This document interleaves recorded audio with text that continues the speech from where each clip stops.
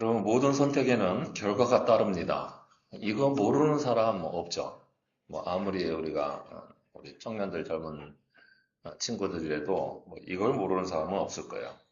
그런데 실제로 우리가 살아가는 동안에 우리가 다 알고 있는 이 말을 무시하는 사람이 모르는 사람보다 더 많을 것은 분명합니다.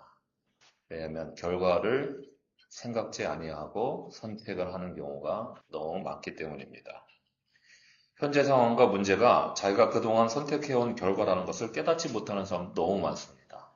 오늘 내가 무슨 문제가 생겼어요. 그러면 그게 이전에 내 생활 습관이거나 습관도 계속 연속된 선택들이 모여진 거잖아요. 그러니까 그런 시간들이 축적이 돼서 오늘 나의 이 문제가 생겼다는 사실을 모르는 사람도 되게 많아요. 문제를 마주했는데도 그 문제가 전에 내가 어떻게 했기 때문에 이렇게 생겼는지를 여러분 모르는 경우가 많아요. 그런데 여기서 이 선택의 큰 문제점 하나를 더 생각을 해봐야 됩니다. 곧 우리가 무엇을 선택할 수 있을지는 우리의 자유인 것처럼 보입니다. 내가 이렇게 선택할 수도 있고 저렇게 선택할 수도 있겠죠. 그런데 그 시간에 무엇을 사람들이 모르냐면 그 선택의 결과는 우리가 선택할 수 없다는 사실을 모르는 거예요. 그죠? 내가 이렇게 선택을 했어요. 근데 그 결과는 내가 선택할 수 있는 문제가 아닙니다. 내가 이것을 선택했으면 필연적으로 따라오는 결과를 피할 수가 없다는 말인 거예요. 그러니까 우리에게 선택의 자유는 있지만 선택의 결과에 대한 자유는 없다는 사실을 사람들이 잘 모릅니다. 그러면 우리가 알아야 할 것은 바로 나의 모든 선택은 결과적으로 내가 책임져야 하는 일들입니다. 그리고 시간을 거슬러 올라가면 현재 있는 결과가 이전의 나의 선택에 피할 수 없는 직결 문제인 거죠. 현재 나의 삶은 내가 지금까지 한 선택에 대한 결과물입니다. 나의 인격체부터 시작해서 나의 주변과의 관계, 상황, 모든 문제들이 건강해 가는 것까지도 이제까지 내가 선택해온 것들에 대한 결과로 이어져 있는 거예요. 오늘은 여러 장면에서 이 바른 선택과 그른 선택, 그리고 그에 대한 결과가 무엇인지를 잘 볼 수 있는 말씀을 듣게 됩니다. 여기서 완전히 선택의 결과가 달라지기 때문에 오늘 선택의 기로와 결과 이런 주제로 다윗 군대와 압살롬 군대의 전투에서 그 과정과 교훈을 좀 잘 배워보았으면 합니다.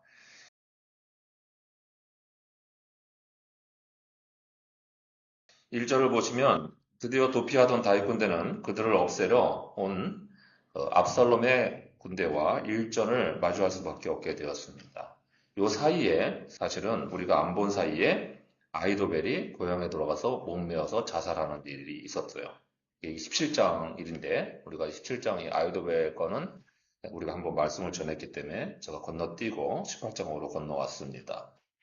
1절에 그와 함께 한 백성을 찾아가서란 말은 그러니까 제가 늘 이런 번역들이 좀 못마땅한데 이걸 좀 정확하게 뉘앙스를 담아서 번역을 해주면 좋을 텐데 이게 이렇게 안 돼 있어요. 이게 무슨 얘기냐면 이게 보통 사람들은 무슨 얘기인지 모르잖아요. 그 다윗이 백성들 찾아갔다 그러니까 백성들 얼굴 보러 간 줄 알겠죠.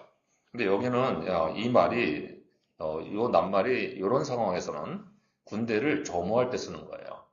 인원이 몇 명이나 있는지 세보러 간 거예요. 그건 우리가 금방 뒤에 알 수 있는 게 다윗이 그렇게 병력을 점호를 해서 천부장과 백부장을 세웠다 그러잖아요. 그 천부장, 백부장 세우려고 그러면 군사수를 1000명 단위로 셌겠죠? 100명 단위로 셌겠고 그거 점호를 했다는 말이에요. 그리고 전체 부대는 3등분을 해서 각각의 장수들에게 맡깁니다.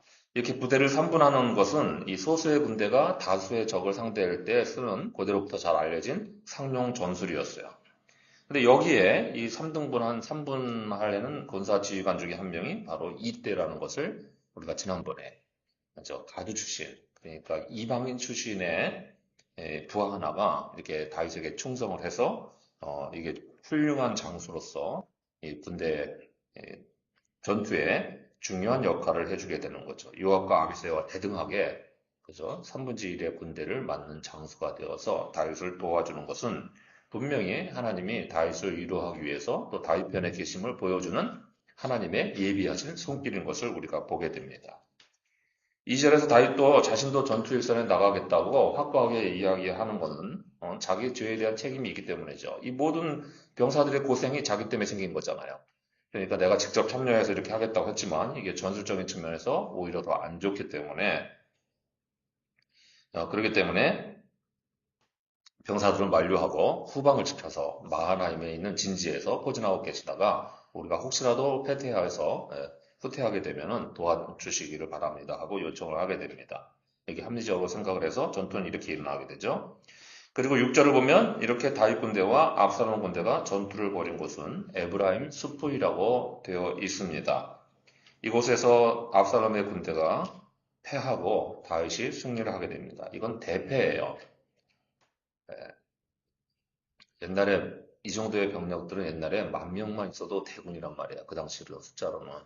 이게 우리나라보다 훨씬 더 앞선 이제 시대니까 뭐 고려 때 몇천 명 가지고 싸우던 이런 시절 생각하면 뭐 그것보다도 훨씬 더 이전, 그것보다 몇천 년 전이란 말이야. 그러니까 10,000명만 보여도 굉장한 대군인데 여기 전사자가 20,000명이 있었다고 그래요. 그러니까 이 20,000명이 죽을 정도의 전투는 엄청난 거예요. 다윗의 군대 수는 다 믿을 수는 없지만 요세푸스라는 그 역사가에 의하면 이 사람의 이제 기록이 그렇게 신빙성이 있는 건 아니어서 대략 4,000명 정도라 그래요. 그런데 오늘 본문에 보면은 우리 10,000명보다 왕이 더 중하다 이런 얘기도 있는 거 보면은 대략 한 뭐 10,000명 어간의 숫자가 다윗의 군대였을 것 같고, 그다음에 어쨌든 압살롬의 군대는 2만이 넘었겠죠. 전사자만 해도 2만 명이 되니까 이렇게 훨씬 더 많은 대군을 상대해서 전투가 일어났는데 이 소수의 병력이 다수의 병력을 무찌른 일이 일어난 거예요. 이것은 하나님이 그렇죠? 철저하게 하나님 자신을 의지하는 다윗 편에 서서 전투를 개입해 주셨던 걸 알 수 있는 거죠. 그리고 반면에 하나님이 율법으로 굉장히 싫어하시는 일을 저질렀던 압살롬, 그죠? 자기 아버지의 후처와 관계하는 이런 일을 벌였던 압살롬은 하나님이 미워하셔서 패배하게 만드셨던 일인 것을 알 수가 있습니다. 이 승패가 갈리는 장면에서 우리는 굉장히 기초적이고 아주 원칙적인 교훈을 배울 수 있죠. 사람의 지혜가 아니라 하나님만을 의지하는 게 바른 선택이라는 교훈을 분명하게 듣게 됩니다. 그리고 바른 선택을 한 사람만이 승리라는 결과에 연결되는 것을 듣게 되는 거죠. 이 전쟁의 결판은 마하나임 일대에 있었던 에브라임 수풀에서 끝났는데요. 오늘 본문에서 에브라임 수풀이라고 하는 것은 그 여러분이 보시기에 이렇게 가운데가 이제 요단 강이 이렇게 상하로 흐르고 있다 보면 여러분 보시기에 서쪽에도 에브라임 수풀이 하나 있어요. 그리고 보시기에 요단 동편에도 에브라임 수풀이 있는데 마하나임이 요단 동편에 있단 말이에요. 그래서 야복강가에 있었던 거죠. 그러니까 이쪽에 있는 수풀을 얘기해요. 근데 이 수풀 지역이 어떤 지형이냐면 이 수풀에 늪지가 많아요. 사람 빠지면 못 나오는. 그런데 가시덤불 나무풀이 많아요. 가시덤불 나무들이 이렇게 울창하게 있으면은 뒤가 안 보이잖아요. 네, 그러니까 여기가 숨기가 좋은 은폐 장소죠. 그래서 사람들이 적군에게 쫓기면, 전투하다 쫓기면 이리로 숨어 들어갔는데 그 가시덤불로 들어갔더니 발목이 늪지에 빠진 거예요. 예, 이래서 죽은 사람이 전투하다 죽은 사람보다 훨씬 더 많았다는 거예요. 그게 무슨 얘기입니까? 절반 이상은 손도 안 대고 코풀듯이 없앴다는 거예요. 전투가 그렇게 일어났다는 얘기인 거죠. 잘 훈련되지 않은 이스라엘 중심의 민병대로 구성된 압살롬의 군대는 이제 소 단위로 나눠서 게릴라 전술을 펴는 그죠? 3등분 해가지고 이쪽에서 치고 빠지고 이쪽에서 치고 빠지고 이렇게 게릴라 전술을 펴는 다윗의 직업군인들에 의해서 난전을 겪다가 결국 숨기 좋다 싶은 에브라임 숲으로 도망가서 그리로 들어갔는데 그 늪에 빠져서 빠져나오지 못하거나 아니면 또 거기에는 또 눈에 안 보이는 절벽까지 있어요.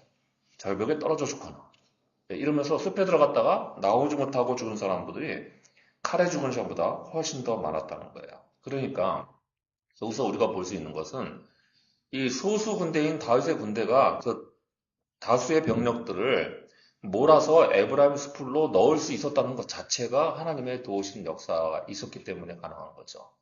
그죠? 이게 숲을이면은 이게 산지도 뭐든 간에 어쨌든 병력이 정면으로 맞닿을 수 있는 곳인데 그렇게 하지 아니하고 게릴라 전술을 펴게 됐을 때 이 사람들이 에브라임 숲이 뭔지를 모르고 들어갔다가 그것에서 모두가 그것도 전사는 전사인데 좀 어이없는 전사가 일어나게 되는 거죠. 이게 어느 편에 선느냐의 문제도 선택의 문제라서 매우 중요한 문제입니다. 얼마 전에 그러니까 지난번에 목매달아 죽은 아이도벨의 계략은 다윗의 친구로서 압살롬에게 거짓 투항을 해서 모략을 베푼 후세의 모략에 막혀서 시행되지를 못했어요. 아이도벨의 그 모략이 정말 뛰어난 신탁이었는데도 제가 지난번에 그 성경 구절을 읽어드렸잖아요. 그죠? 아이도벨의 좋은 계력을 물리치라고 하나님이 명령을 하셔서 그래서 이스라엘 백성들이 다 듣고 이거 조금만 머리를 생각해 보면 지금 뭐가 더 진리가 많은 것인지 알 수 있었을 텐데 사람들이 다 혹해서 넘어갔다는 거예요. 야, 전면전을 쳐서 그 후세가 말할 때 보면 사람들의 허영심을 자극하는 말이 굉장히 많이 나와요. 어느 성 하나가 만약에 다윗 군대를 피신하는 데 도와주면은 우리가 밧줄로 성 자체를 다 통째로 물어서 바닷가에다 빠뜨려 버리겠습니다. 전군을 끌고 갑시다. 이렇게 하는 거거든요. 보기에 굉장히 장대하고 아주 자기 위신을 자랑하기에는 좋아 보이는 것 같아서 압살롬이 후스의 계략이 훨씬 좋네. 그리고 옆에 있는 전술가들조차 다 그런 오판을 했다는 거예요. 그렇게 해서 아이도벨의 모략이 좋은 모략이 인간적으로 굉장히 뛰어났던 모략이 완전히 무용지물이 되는 상황이 있었던 거죠. 그러니까 하나님이 상황을 뒤집어 엎으시면 인간의 힘은 아무리 지혜롭고 뛰어나도 아무 소용도 없습니다. 결국 선택의 문제가 지혜의 문제보다 훨씬 더 중요하다는 거예요. 그렇죠? 머리를 잘 쓰는 게 중요한 게 아니고 바른 것을 잘 분별하는 게 중요하다는 거예요. 그러니까 영적인 두뇌가 그죠? 지적인 두뇌보다 육적인 두뇌보다 훨씬 중요한 거예요. 하나님만 믿고 바른 선택을 하는 그 자녀들에게 하나님이 이 반전을 통해서 보상을 베푸시는 것을 우리는 보게 됩니다.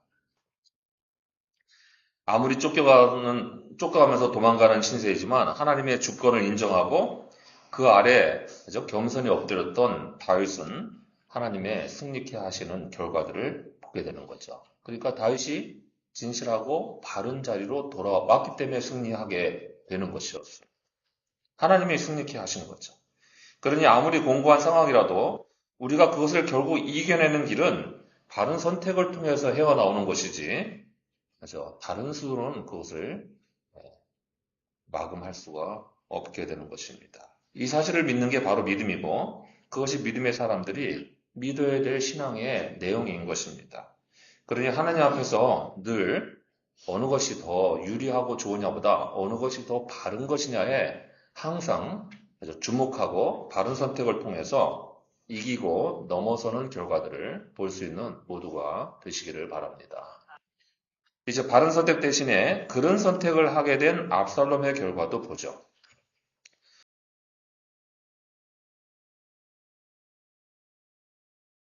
9절을 보면 압살롬은 노새를 타고 있었다고 굳이 기록을 합니다. 노새는 당시에 왕족이나 귀족들이 돈 많은 사람들이 타는 신분의 상징이었어요.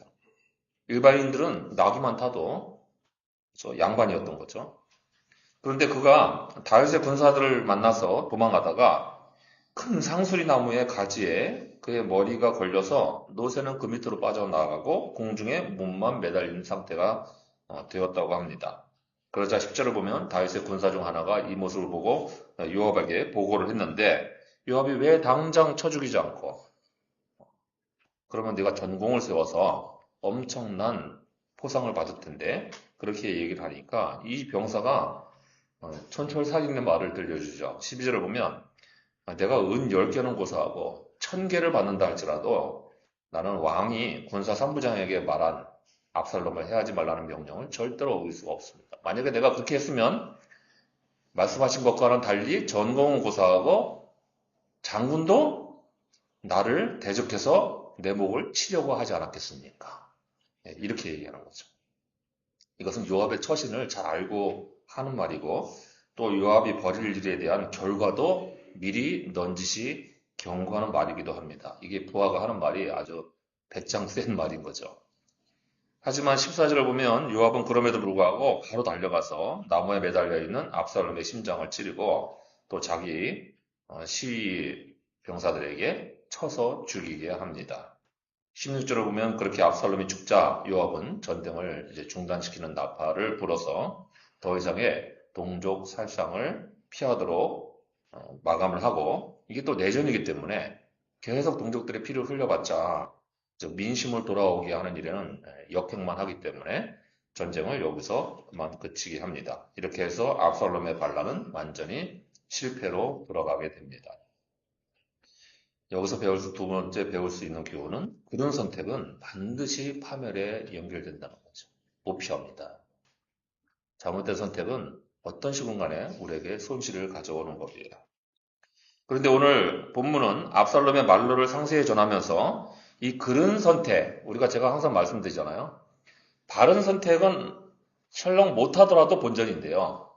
그런 선택은 하게 되면 손해가 막심하잖아요. 그래서 그런 선택을 막는 일이 훨씬 더 중요한 일이에요. 그래서 오늘 성경도 이 압살롬의 말로를 전하면서 우리에게 세부적으로 굉장히 이 그런 선택의 파멸의 결과를 굉장히 돋보이게 서술을 하고 있는 내용이 세 가지나 있습니다. 우리가 잠깐 스쳐서 지나가 읽었지만은 굉장히 중요한 말인 거예요. 자, 첫 번째 내용은 뭐냐면, 구절을 보면 압살롬의 상태가 어떻게 되었다고 들려줍니까? 본문 좀 보세요. 구절을. 압살롬이 어떻게 됐다고 그래요? 상태가 지금? 위치가? 네, 그가 공중과 그 땅 사이에 달렸다고 그러잖아요. 그러니까 여러분 이렇게 이해하시는 분들 계시겠죠? 그러니까 땅에서 떨어져서 공중에 매달려 있다. 이렇게 생각하시는 거예요. 그러면 저 말을 들으면 압살롬이 하늘 쪽에 있는 거예요? 땅 쪽에 있는 거예요? 네? 가운데로 생각하시는 분 계세요? 이게 무슨 얘기냐면 제가 무슨 말씀을 드리는 거냐면 공중이라고 돼 있으니까 공중에 달려 있으니까 압살롬이 그래도 공중에는 붙어 있는 거 아닌가 이렇게 생각할 수 있다는 거죠. 우리가 생각하는 공중은 어디예요? 우리가 생각하는 공중은 어느 영역이에요? 하늘 영역이잖아요. 그러니까 하늘의 아랫부분이라고 생각하지 우리가 그렇죠? 그렇게 생각하잖아요. 근데 우리 식으로 생각하면 그런데 히브리 말로는 그 뜻이 아니고요.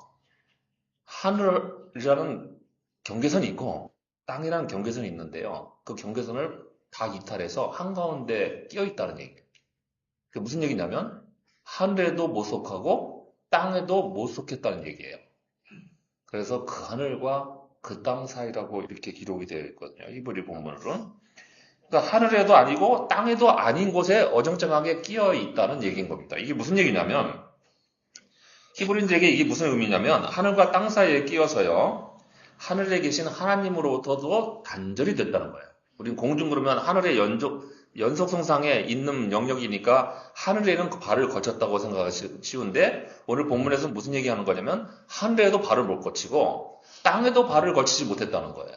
어느 쪽에도 끼지 못해서 하늘에 계신 하나님의 도움도 단절되고 또 자기가 세상에서 휘둘렀던 권세로부터도 단절됐다는 얘기인 거예요. 어느 쪽에도 압살롬이 도움을 받을 길이 없다라는 얘기를 하는 거예요. 세상에 인심을 얻게 해주었던 그의 외모, 곧 그의 자랑거리, 머리털이 그의 죽음의 도구가 됐고요. 그죠? 그리고 그는 그 누구의 도움도 받을 수 없는 처지에 이르게 됐다는 거예요.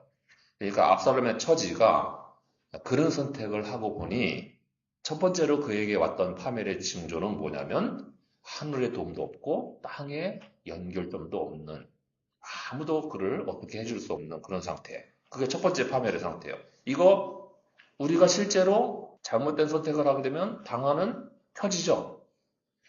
하나님께로부터 하나님의 범죄하고 그랬던 일을 하게 되면 우리가 하나님의 도움도 없어지고 땅의 도움도 하나님이 막아서 못 받아요. 그래서 평상시에 나 잘 도와주는 사람도 못 도와주게 된단 말이죠. 둘째는 14절을 보면 요압이 상수리 나무에서 그 긴 머리카락 때문에 매달려 있는 압살롬을 창 몇 개를 찔렀다 그래요? 네?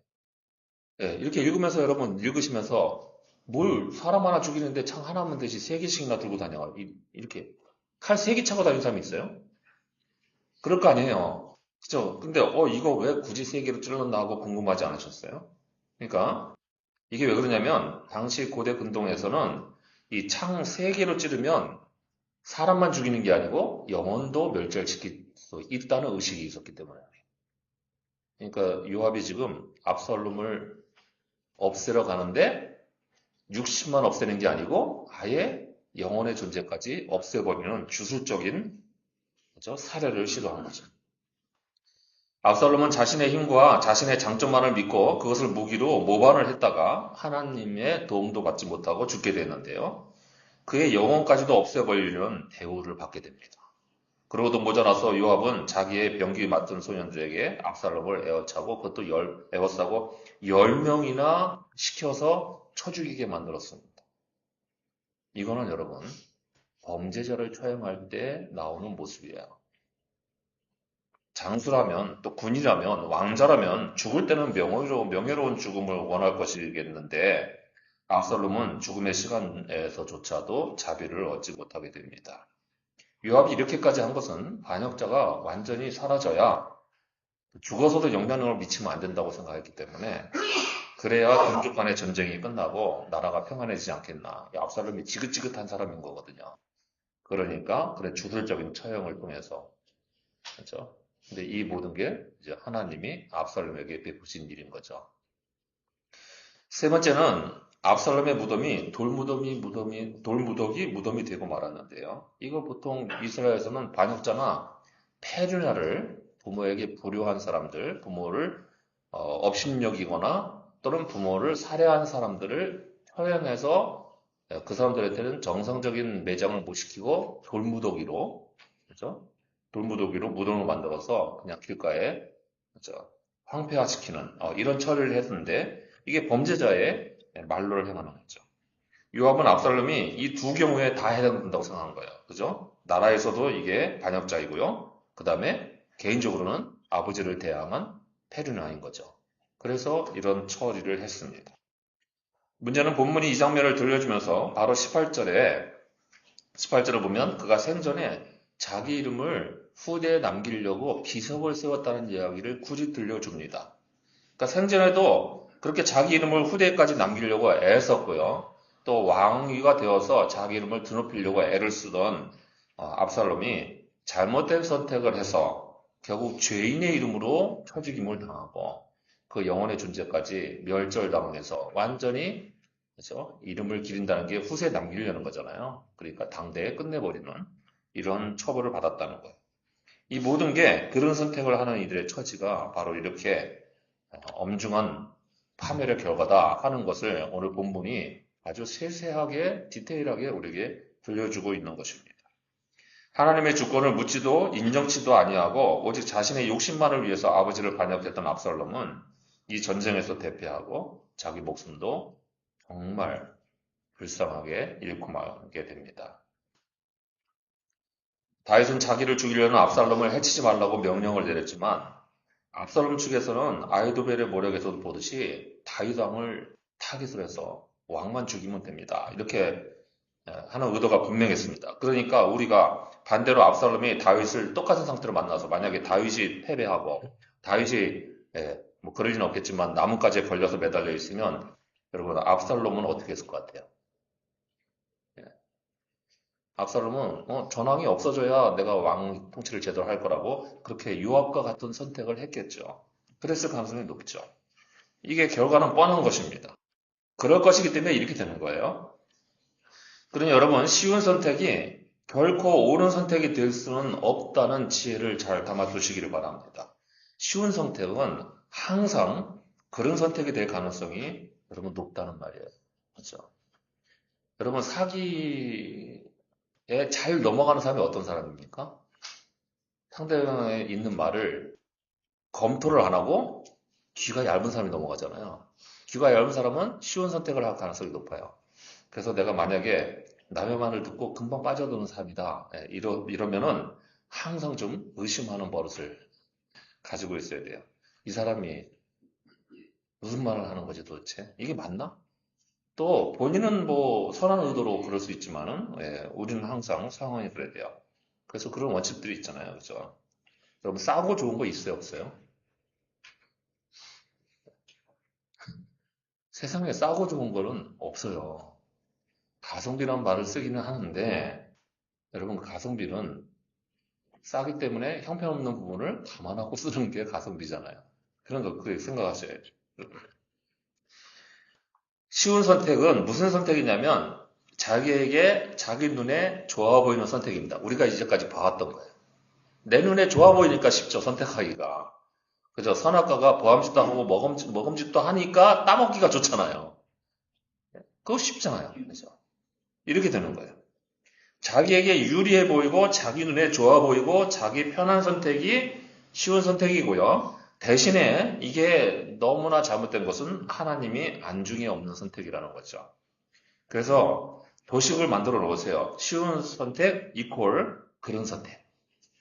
간단하잖아요. 오늘 뭐 말씀에 뭐 어려울 게 뭐 있어요. 이거 하나만 잘 새겨둬도 되죠.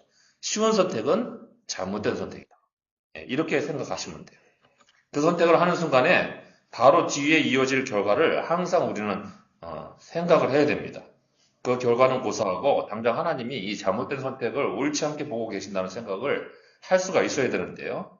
우리의 머리는 항상 내 편의적으로 움직이잖아요. 항상 잘못된 선택을 하려고 할 때는 아무런 생각이 안 나는 게 여러분 문제입니다. 우리 그 식탁 교제할 때 늘 그 뭐 장로님이나 이런 얘기 하잖아요. 그래서 뭐 먹고 싶은 게 있으면 아무리 배가 불러도 뇌가 그렇게 위장을 이렇게 한쪽으로 다 몰아서 차곡차곡 쌓아놔서 또 그거 먹을 수 있는 공간이 만들어진다. 제가 그러는데요. 밥 아무리 먹어도 후식 뭐 디저트 먹겠다고 빵집에 가잖아요. 그럼 빵 먹을 수 있는 공간이 또 새로 생겨요. 배가 불러서 터져서 죽겠는데 또 빵을 또 먹을 수 있을 능력이 돼요. 그러니까 뇌가 그렇게 움직인다 그러잖아요. 그렇죠? 그러니까 여러분, 우리가 선악과를 따먹고 싶을 때는 하나님이 생각이 안 나는 거예요. 우리 조상들이 그랬으니 우리가 다 그렇다는 얘기예요. 우리가 그 유전인자를 물려받아서 우리가 항상 그럴 수 있는 가능성이 높다라는 거죠. 그런데 여러분, 후손이 좀 개량이 돼야 되지 않겠어요? 우리 조상님들은 그렇게 했지만 우리는 안 그래야 되잖아요. 그래야 조금 발전해서, 그렇죠? 개량이 되는 거죠. 항상 우리가 바른 선택을 할 때는 이게 잘못된 선택이고 하나님 보시기에 좋지 않다는 생각이 안 나요. 그러니까 그런 일을 하겠죠. 그러니 평소에 이런 성경의 말씀과 교훈을 기억에 잘 다져놔야 됩니다. 여러분, 제가 저희 아버지 보니까 기억이 신앙을 결정해요, 글쎄. 기억이. 기억이 없으면 신앙이 없어지는 거예요. 그러니까 여러분, 이게 담아두고 기억하는 게 얼마나, 그러니까 성경이 맨날 기억하라는 얘기잖아요. 그래서 기념하고 기억하라는 게 다 똑같은 기억하라는 말이거든요. 그런 선택은 반드시 그런 결과에 미친다는 사실을 등식을 잘 다져서 우리 모두 이런 어리석은 선택을 통해서 파멸과 손실을 경험하지 않는 지혜로운 삶을 잘 꾸릴 수 있기를 바랍니다. 이제 더 큰 구조로 드러나는 선택의 결과도 보죠. 굉장히 큰 구조이기 때문에 우리가 근시안적으로 못 발견하는 거죠.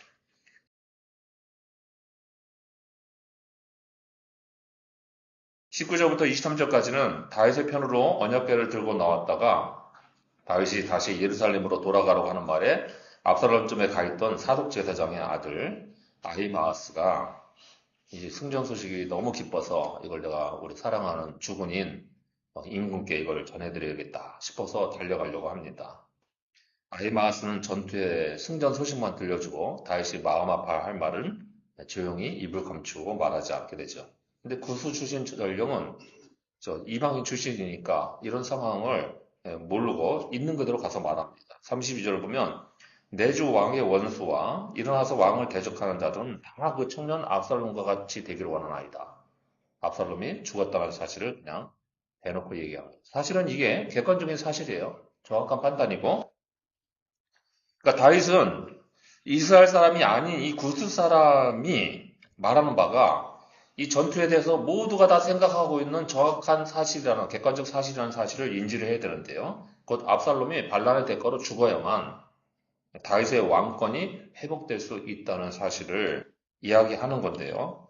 결국 압살롬의 사망 소식을 들은 다윗은 이것은 깨우치지 못하고 30절에서 이런 얘기를 합니다. 내가 너를 대신하여 죽었다면. 여러분, 우리가 이렇게 읽혀지기가 쉽죠? 성경이? 아, 다윗이 참 그 부성애가 강한 사람이구나. 사랑이 충만한 아버지네. 이제 이렇게 생각하게 되죠. 이거는 그냥 바보예요. 함몰돼가지고 지금 상황이 어떤지를 모르는 거예요. 여러분, 이 이야기는 사실은 자기 회한에 사무친 말을 하는 거예요. 왜냐하면 자기 자신의 죄의 대가로 그 아들이 죽게 될 것이라는 나단의 선고가 기억나기 때문인 거죠. 그래서 야, 내가 범죄해서 너가 죽게 됐구나. 내가 차라리 죽고 네가 살았어야 되는데 이렇게 말을 하는 거죠. 그런데 이 말이 심각한 문제점을 지니고 있게 됩니다. 어쨌든 오늘 본문의 이 모든 문제가 결국 다윗이 애초에 밧세바라는 잘못된 선택을 한 결과가 이렇게 회한과 슬픔으로 이어지는 것을 보여주는 것이니까요. 우리가 분명히 알아야 될 것은 그런 선택은 회한과 슬픔이 끊임없이 이어진다는 거예요. 이게 뭐 어떻게 할 수가 없어요. 그죠? 이거 다 겪고 나야 돼요, 결국에는. 이게 정말 문제인 거죠. 다윗이 압살롬의 이름을 부르면서 자기가 대신 죽었다면 좋았겠다고 말하는 것은 그죠? 이게 결코 단순한 상황이 아닌 게요. 왜냐하면 왕이 그렇게 전 군대를 이게 이 군대가 지금 어떤 사람들입니까? 그냥 일반 상황의 군대가 아니잖아요. 지금 도망치고 왕권을 빼앗겨서 도피하던 다윗을 목숨 걸고 지키려고 따라온 사람들이고요. 자기네보다 지금 병력이 몇 배나 많은데도 나가서 왕을 위해서 죽겠습니다 하는 일사각오로 나갔던 병력들이에요. 그렇죠? 되게 나보다 군대가 많으면은 여러분 옛날 같으면 어떻게 되냐면 이게 다 그죠? 육체 노동으로 하는 전투니까 숫자가 많으면 겁나서 다 도망가게만해요. 이게 무슨 뭐 타령 보면 그냥 부지기로 발생하는 상황이에요. 오늘날도 여러분 그 우리나라 군대 그렇게 될 거래요. 만약에 전쟁이 일어나면은 그 돌격 앞으로 하는 서대장 뒤에서 총으로 쏴 죽이고 다 집으로 갈 사람들이래요. 현재 상황. 현재 군대 군기를 보면 이거 벌써 제가 군목 때도 나왔다는 얘기예요. 40년 전, 30년 몇 년 전에도 있었던 일이에요. 병사들이 자기밖에 모르기 때문에 그 돌격 앞으로 그러면 네가 뭔데 나를 사지로 내모는 거야. 너부터 죽어 그리고 죽이고 도망가요. 왜냐면 그 돌격 앞으로 했는데 등 돌리고 도망가면 소대장이 그 자리에서 즉결 처분을 할 수가 있거든요. 왜냐면 군대가 다 도망가면 누가 전투해요. 그러니까 그런 법이 있는데 그렇게 되니까 자기를 죽일 수 있는 가능성이 있는 지휘관 죽이고 도망가야죠. 그러니까 무서우면 도망가야 되기 때문에 자기 아군을 죽이고 도망간다. 여러분 옛날에도 그랬어요. 옛날에도 등 뒤에 박힌 지휘관들의 총알이 되게 많았어요. 6.25 때도, 월남전 때도. 그런 대표적인 경우가 플래툰이죠. 영어가. 그러니까 여러분 어쨌든 그 뭐 지나간 얘기고 어쨌든 이 병사들이 그런데도 불구하고 나가서 다윗 왕을 지키겠다고 목숨 걸고 나간 사람들 이 사람들 다 전쟁에 나갔을 때는 야 이 전쟁은 틀림없이 필패인데 우리 다 죽게 생겼는데 그래도 해봐야지 그러고 나갔던 병사들이에요. 그런데 왕이 그래요. 그렇게 해서 지키는 자기 목숨을 들고 야 압살롬이 살고 내가 죽었으면 좋았겠다. 그럼 어떻게 돼요? 압살롬이 살고 자기가 죽으면 어떻게 돼요? 다윗의 병사도 어떻게 돼요? 네, 반역자로 다 죽어야 되는 거죠. 이게 뭔 얘기입니까, 이게? 더군다나 그것도 문제지만, 이런 이야기를 듣고 있는 다윗의 군사들은 어떻게 해야 돼요? 예, 이 전쟁에서 괜히 이겨가지고 우리 왕의 마음을 아프게 만든 거죠. 그러니까 어떻게 돼요? 승리를 누리고 전리품을 나누고 축제를 해야 될 판에 지금 고개 숙이고 몰래 뒤로 도망가야 하는 판이 된 거예요. 이렇게 돼서 왕권의 권위가 추락을 하게 됩니다. 왕의 체면도 깎이고요. 도피하던 왕을 위해서 목숨 걸고 나섰던 병사들의 명예도 다 짓밟아버리는 어처구니 없는 일을 하게 됩니다. 군사들의 입장에서 보면 극단적으로 왕이 자신을 위해서 목숨을 내던지고 싸워줬던 군인들을 나몰라라 하고 자기의 아들밖에 안중에 없는 이기적인 왕으로 보이는 거죠. 이게 문제가 돼서요. 나중에 세바의 반란이 일어나게 됩니다. 압살롬의 반란을 진정을 지켰더니 나중에 세바가 또 반란을 일으켜요. 이렇게 분열의 문제가 여기서 시작되는 거죠. 이런 모습을 보고 요압이 크게 실망을 했을 거고 다음에 보게 되는 장면에서 요압은 이 문제로 아예 대놓고 다윗을 협박하는 상태까지 이르게 됩니다. 잘못된 선택으로 인한 죄는 결국 그 회한과 슬픔을 피하지 못하게 되고요. 어처구니 없는 슬픔이 계속 이어지게 되어서 또 잘못된 일을 저지르게 됩니다. 잘못된 선택 자체가 우리가 판단력이 떨어져서 그런 길에 들어갔다고 했다는 것을 말씀드렸잖아요, 지난번에. 그러니까 계속해서 그 연약함이 슬픔을 몰고 오는 거예요.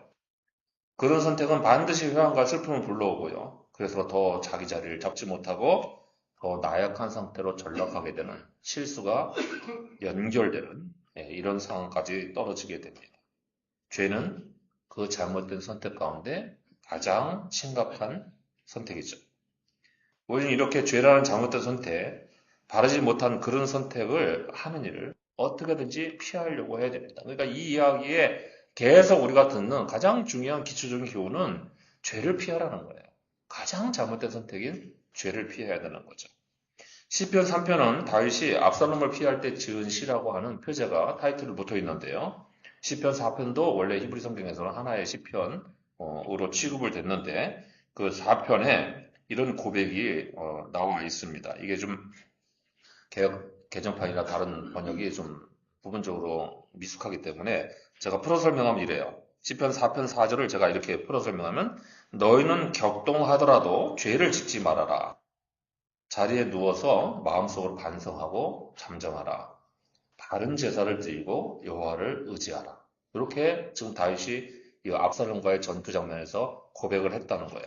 이게 무슨 얘기냐면 다윗이 자기 죄로 인한 이런 슬픔과 고난이 마구 들이밀려오는 것에 대해서 내가 애초에 어떻게 행해야 됐었는지를 회한으로 고백하는 내용이라고 할 수 있는 거죠. 전에는 범죄에서 이런 고난을 당해서 지금 이런 슬픔을 당하고 보니까 그때 잘못된 선택이 바른 제사를 드리지 못해서 나왔다 이 말이에요. 그게 바른 제사가 무슨 얘기예요? 10달 동안 밧세바의 문제를 덮고 있을 때 드렸던 제사들이죠. 그때 바르지 못한 제사를 계속 드리고 있었잖아요. 그 잘못이 얼마나 큰지를 결실하게 깨닫게 된 겁니다. 아픔과 고난을 통해서 그래도 지혜의 깨달음을 얻었으니 다행인 거죠.